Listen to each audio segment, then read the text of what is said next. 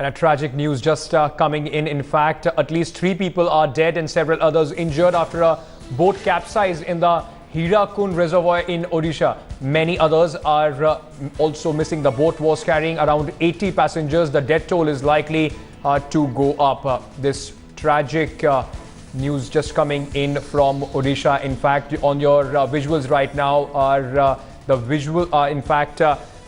visuals of the relatives of the people, those who were either on the boat or those who have been rescued. Let me go across to my colleague Manogya Lohibal, who has more on this story. Manogya, bring us up to speed of what is happening and what are the position of the rescue efforts.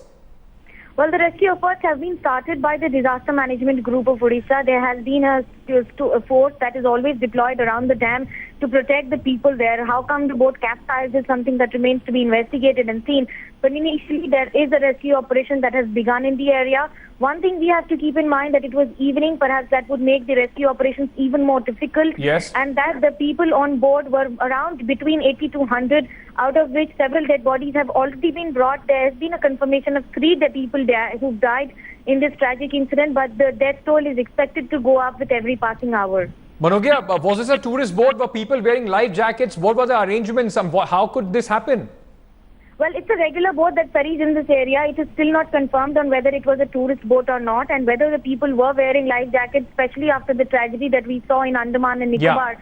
This surely comes up as a big tragedy. You know, given the fact that this is an interior area, Hirakud Dam is more of has banks. It is unlike the sea area that we've seen in Andaman and Nicobar. So yeah. The area and the water flow is of course different.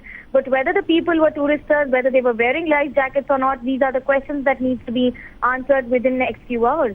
Absolutely. Thank you so much, Manogya, for joining us with that story. In fact, a tragic story coming in from Odisha, and just a few days after what happened in Andaman Nicobar.